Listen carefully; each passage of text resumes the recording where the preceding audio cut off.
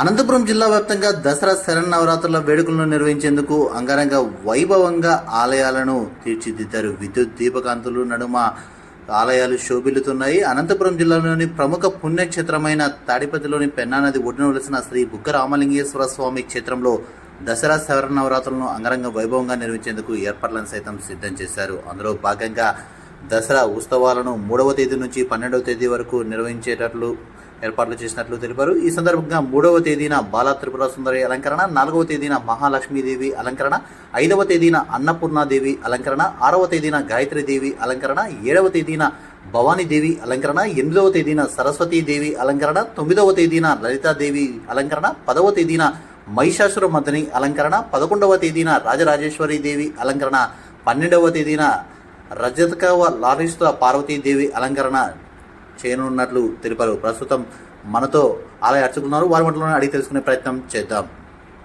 శ్రీ శ్రీ శ్రీ శ్రీ బుగ్గ రామలింగేశ్వర స్వామి దేవస్థానం, తాడిపత్రి, అనంతపురం జిల్లా. పెన్నా నది ఒడ్డున వెలిసినటువంటి శ్రీ బుగ్గ రామలింగేశ్వర స్వామి దేవస్థానం ఈ యొక్క పార్వతీదేవి అమ్మవారికి దసరా సందర్భంగా ఈ యొక్క నవరాత్రులు, శరన్నవరాత్రులు కూడా 3వ తారీఖు నుంచి ప్రారంభమవుతాయి. 11, 12వ తారీఖు వరకు కూడా అమ్మవారికి ప్రతిరోజు అభిషేకం, అలంకారాలు ఉంటాయి. ఈ దసరాల్లో అమ్మవారిను అందరూ కూడా చాలా భక్తి ప్రవృత్తులతో అమ్మవారిని యొక్క అర్చనలు, అభిషేకాలు, ఆరాధనలు, అలంకారాలు చేస్తూ వివిధ రకాలైన నైవేద్యాలతో అమ్మవారు సమర్పిస్తూ వారి యొక్క కోరికలు కూడా చెప్పుకుంటూ సర్వే జనా సుఖినో భవంతు, అందరూ బాగుండాలనే ఉద్దేశంతో కూడా ప్రతి ఒక్కరోజు కూడా అమ్మవారిని స్తుతిస్తూ అమ్మవారిని ప్రార్థిస్తూ ఉంటారు. అలాగే ఈ బుగ్గ రామలింగేశ్వర స్వామి దేవస్థానంలో శ్రీ శ్రీ పార్వతీదేవి అమ్మవారికి కూడా ఈ 10 రోజులు కూడా ప్రతిరోజు కూడా అభిషేకము, అలంకారము, మహానివేదనలు, అర్చనలు, ఈ యొక్క పూజలు కూడా ప్రతిరోజు జరుగుతూ ఉంటాయి. ఈ పూజలు కూడా, అభిషేకాలు, ఈ యొక్క అర్చనలో పాల్గొనడం చాలా పెద్ద ఎత్తున భక్తాదులు కూడా విచ్చేసి అమ్మవారి అభిషేక అర్చనలో పాల్గొని ఆ యొక్క అమ్మవారి అనుగ్రహం పొందుతూ ఉంటారు ఇక్కడ భక్తాదులు. అయితే ఈ యొక్క పెన్నా నది ఒడ్డున వెలిసిన దివ్య సుందరమైన శిల్ప కళాక్షేత్రంలో ఈ యొక్క బుగ్గ రామలింగేశ్వర స్వామివారు పశ్చిముఖంగా ఉండడము చాలా విశేషము. పశ్చిముఖంగా ఉంటే శివుడికి పంచముఖాలు ఉంటాయన్నమాట.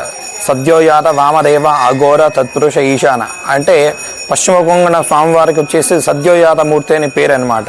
అటువంటి క్షేత్రం అనమాట. పెన్నా నది ఒడ్డున ఈ యొక్క స్వామివారు ఉంటారు, పశ్చిముఖంగా ఉంటారు. అది ఇక్కడ విశేషం, చాలా విశేషం అనమాట. అయితే ఇక్కడ ప్రతిరోజు కూడా స్వామివారి చాలామంది భక్తులు కూడా దర్శించుకొని స్వామివారి అనుగ్రహాన్ని పొందుతూ ఉంటారు.